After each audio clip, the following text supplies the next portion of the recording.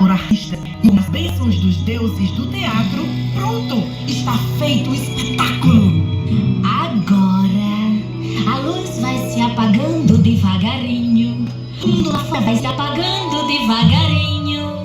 Os olhos vão se abrindo e daqui a pouco a gente não vai lembrar que está aqui. E para dar início, uma grande abertura.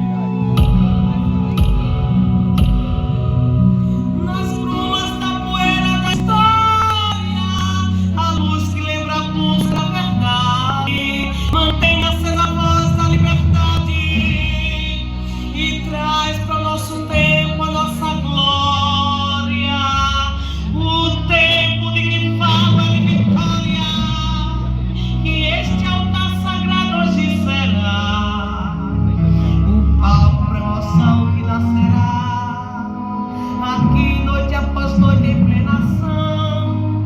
Mantenha, pois, aberto o coração pras coisas que hoje aqui você verá, pras coisas que hoje aqui você